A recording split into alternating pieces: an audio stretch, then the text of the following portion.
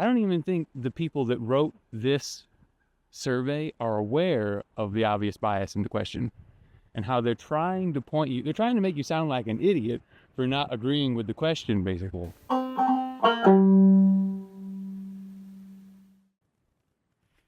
Hey, in the field here.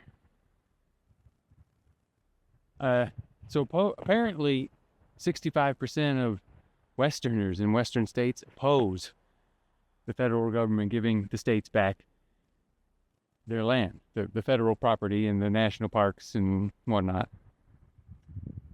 And my first thought was that didn't really surprise me, but then I started digging and thinking, it doesn't seem quite right. Because it says,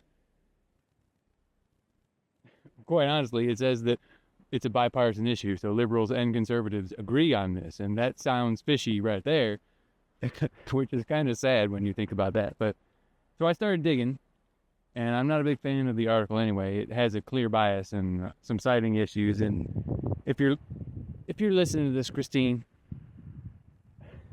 I'm sorry, but I don't like the article.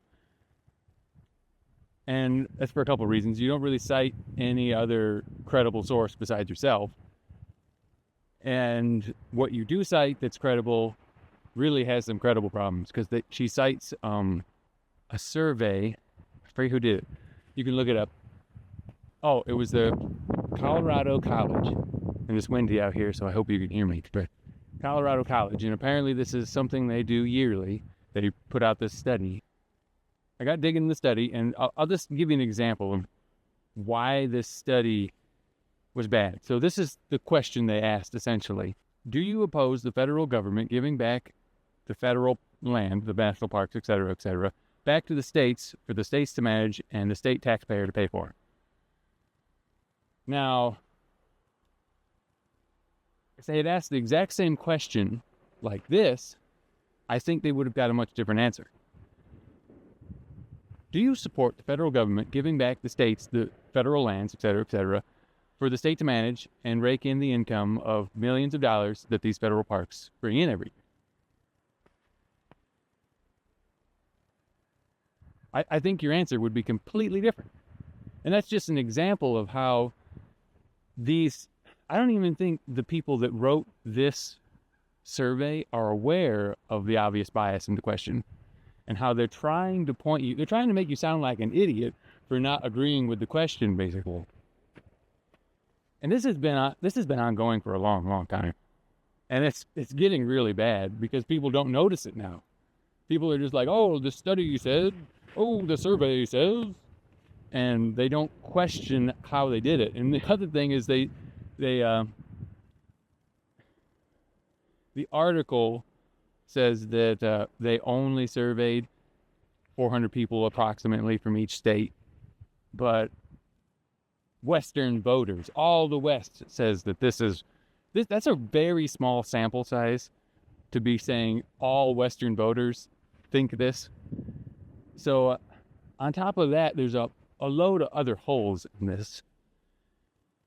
And I don't want to downplay the fact that conservation is important for both sides.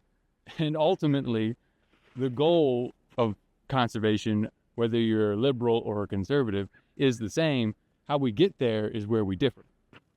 And we can get into that another time. This is just the survey and how people are citing these surveys and quoting these surveys and looking at this data as if it's this absolute fact, and it's not even close. Like, I know, based on the questions they're asking, what they're trying to sway your opinion to be. They're trying to make you feel stupid for saying you disagree with the question. And that leads me to the next thing. This is used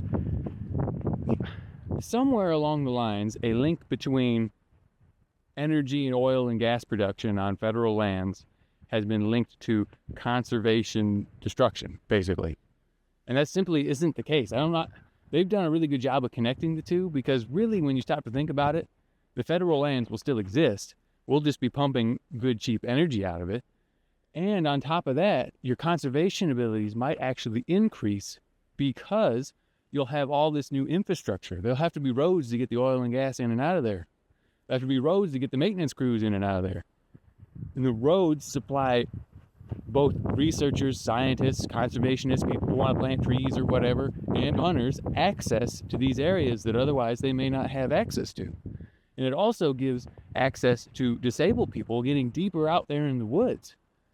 In a lot of ways, promoting oil and gas production on federal lands would be a win for all conservation and all wildlife.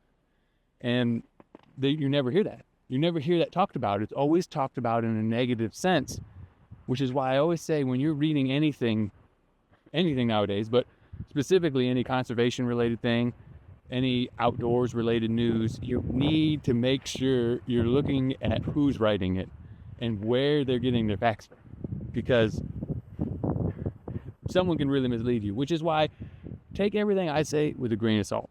I'm not right all the time. I like to be right most of the time, but that may not even be the case. And I'm willing to concede that. But do your research.